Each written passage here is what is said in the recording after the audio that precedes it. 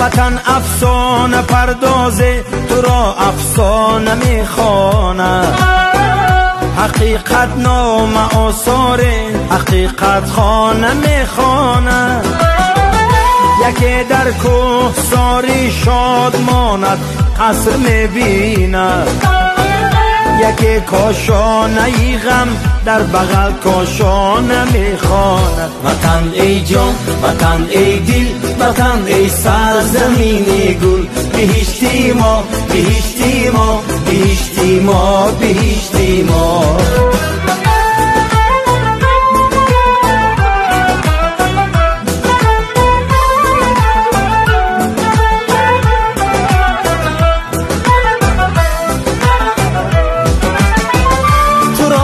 سر نوشتی خش می بلند و می نالند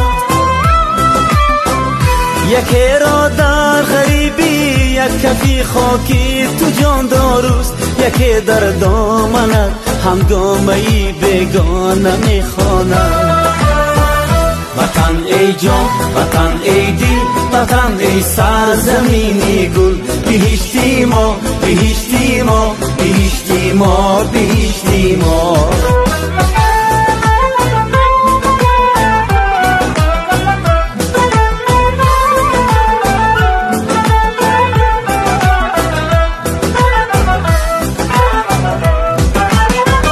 تو را مردی ره منزل به منزل میکند دنیا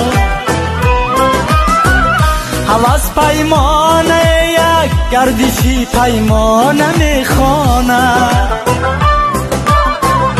حبیب می سرایت شاه بیتی شاه راحت را حدیث تن چشم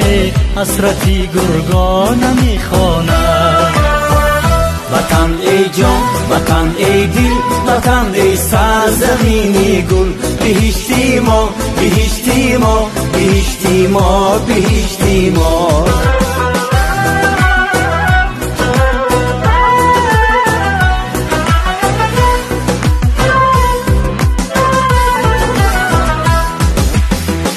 محل موزه ذکری